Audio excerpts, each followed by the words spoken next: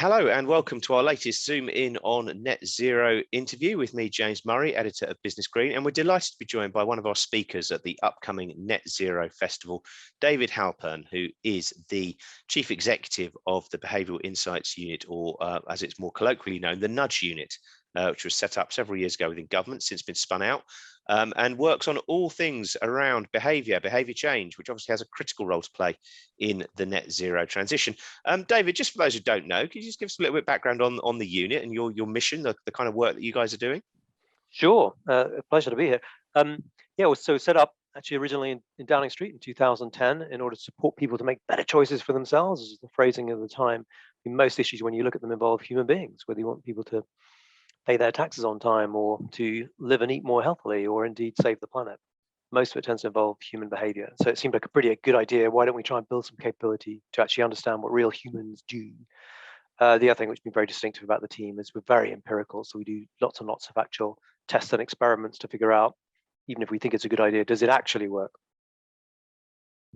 And I mean, does that research tend to follow your instincts, or are there surprises in there? I mean, one of the challenges with this sort of stuff is people always say they'll do good things and believe that they want to do good things, and then when push comes to shove, sometimes our better angels don't always live up to expectations. That's right. So, I mean, we, as I say, human beings tend to mispredict our own behavior, even very famous examples, such as many will know from auto enrollment on pensions. Most people do intend, to take that money on the table, and it's a good deal. It's just always tomorrow. So, but what's also interesting is that even experts, firms, policymakers underestimate the power of defaults.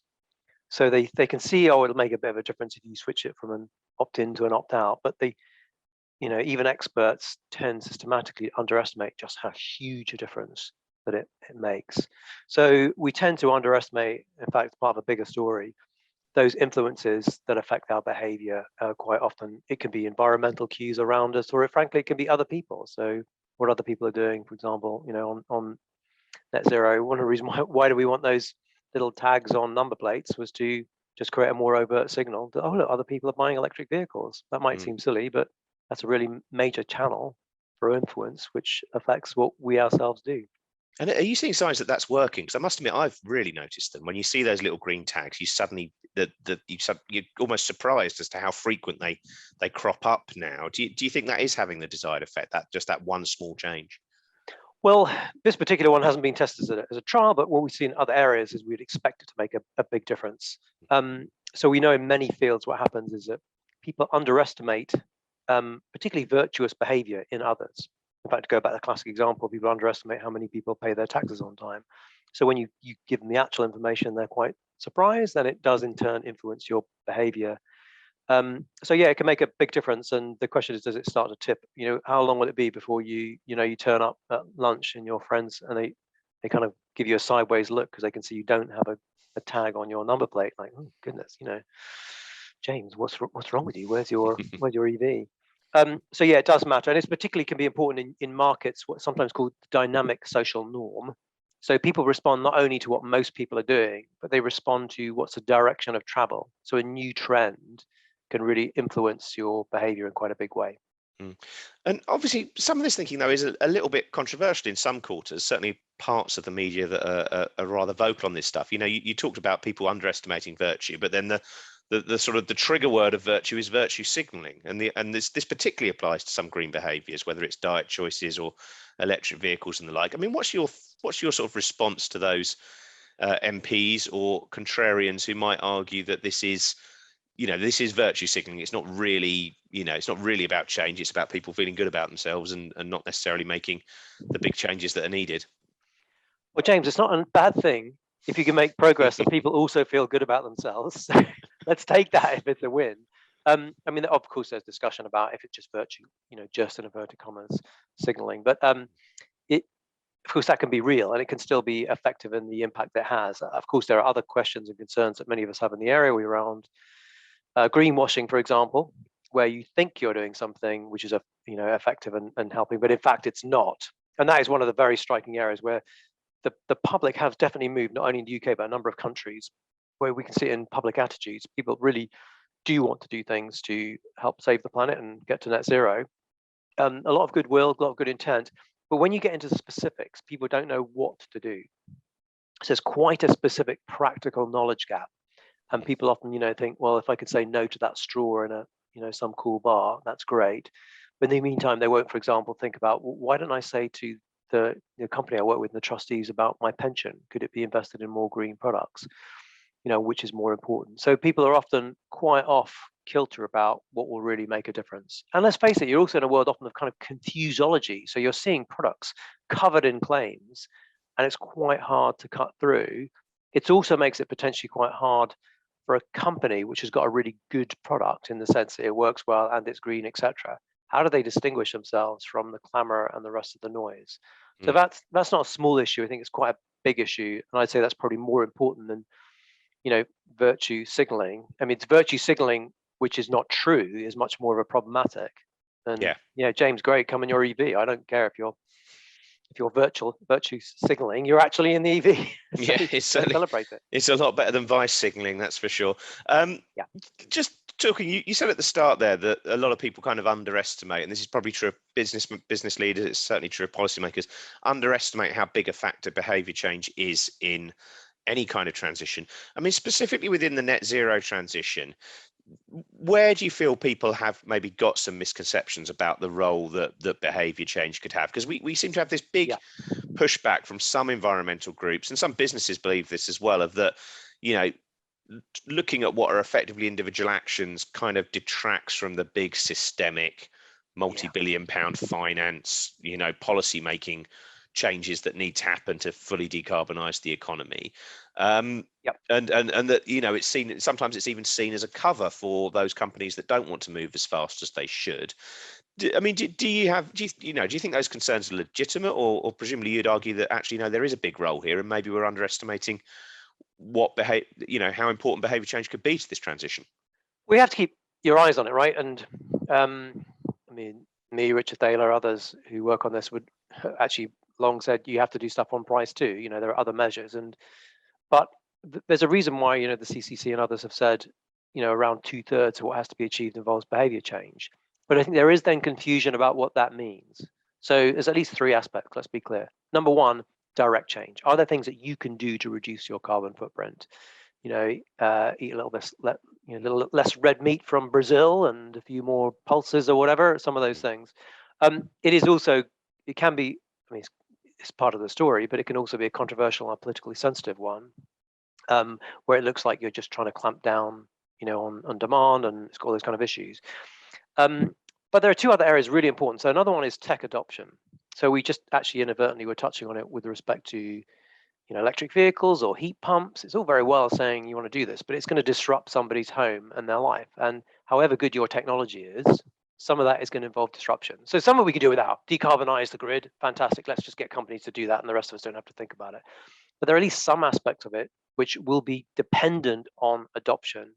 But third one to really look out for, I think, tends to get neglected, and it goes to your earlier point, which is individual action is really powerful if it triggers a change, as it were, in the market equilibrium, right? So that it leads to, a change in fashion or interest in some deeper way.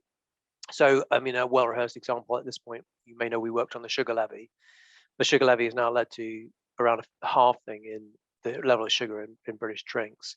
Nearly all that work has been done by the manufacturers reformulating. So in other words, a small amount of consumer change helped to trigger a much, much bigger change by manufacturers.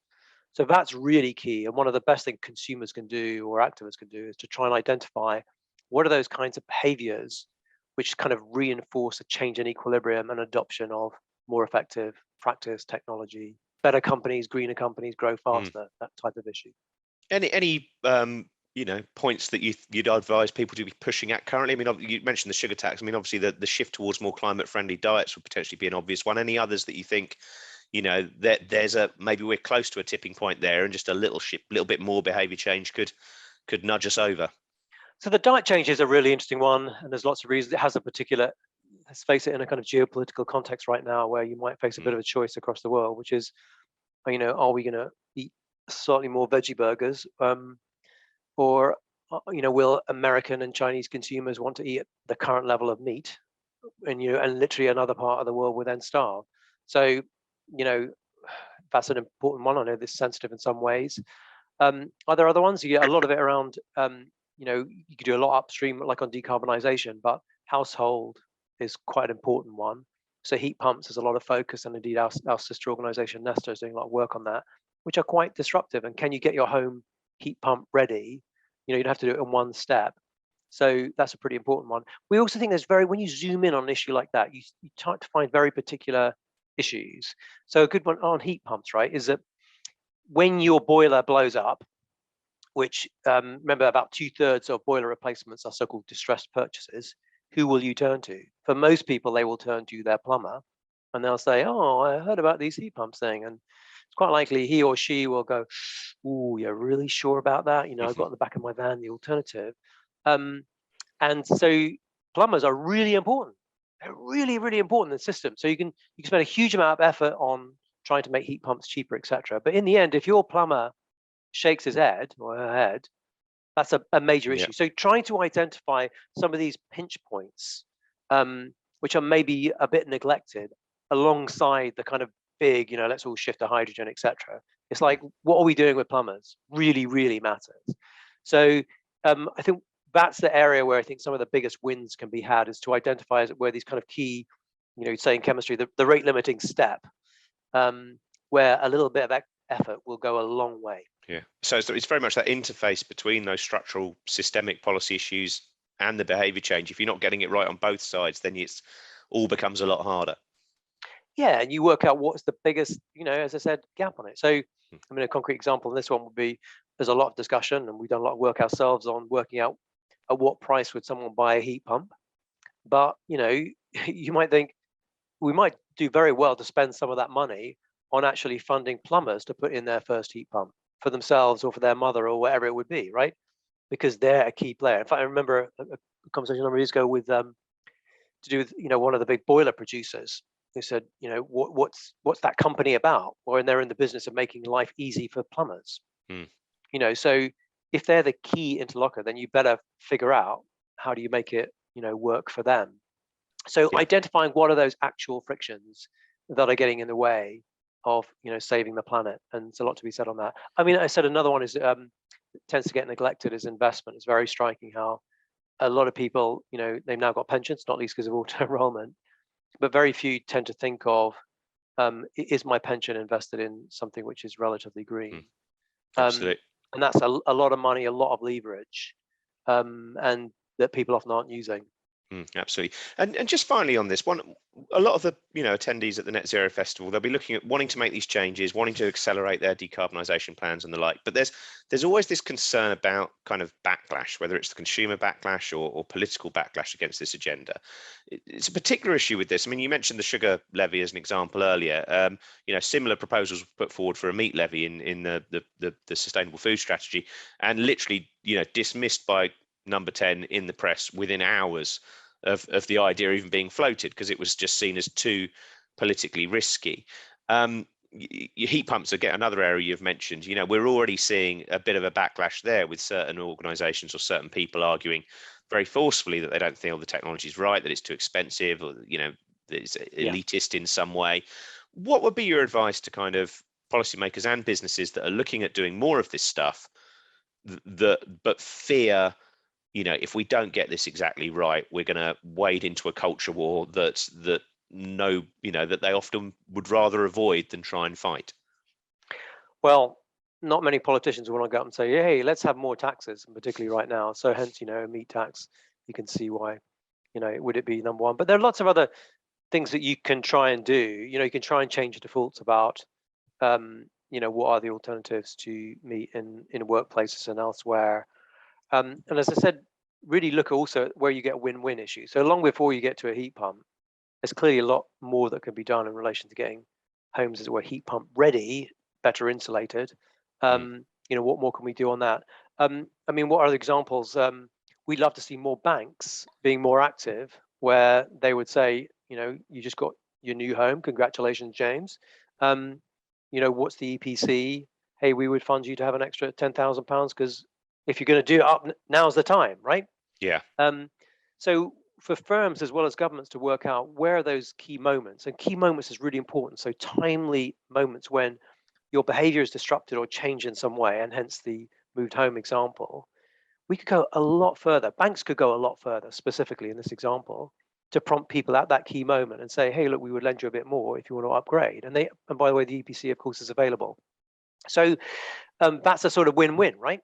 It's Yeah. going to save the person money. It's probably the best way of them actually borrowing at that rate. It's going to increase the valuation on the house, et cetera, et cetera. So what are those win-wins? And let's get on with those. And fine, within each area, you'll often get early adopters, like on heat pumps, who are willing and have got deeper pockets, want to go further, faster. Then great, they're really important too. But there's so many other relatively kind of low-hanging fruit. I do think one thing which is really key for business and for government and the consumers is this key issue. We rehearse it all, a lot of us, of course, as said around greenwashing and confuseology, which is to try and get to a point where we can have better signals to help the consumer, because it is genuinely difficult. We all know, to figure out what's the carbon produced, to make this tomato versus another tomato, whatever it would be. And if it's hard for an expert to do it or a company to do it, then you can be damn sure it's going to be hard for the consumer who's in a hurry and have got their kids in tow. So we need to really crack that one. So not least because you want good products and good services to be able to take market share. And at the moment, let's face it, there's 100 different signals about what's green and what's not. And so I think we all have a common interest to try and make progress on that sense of a clearer, simple signal which consumers and firms can get behind, which genuinely signals what is green. Yeah, absolutely. Excellent. I think everyone can definitely get behind those calls. Thanks you so much to David Halpern there for joining us. And he will also be speaking at the Net Zero Festival on the 28th and 29th of September at the Mermaid in London. If you haven't registered yet, please do so and join us there with around 600 other green business leaders from right across the economy. We're going to be exploring almost every aspect of this net zero transition, including, of course, the crucial topic of behaviour change and how to nudge people along so they can move faster together. That's our tagline. Thanks again, David. Look forward to seeing you in September, and thanks all for watching. Thanks, James.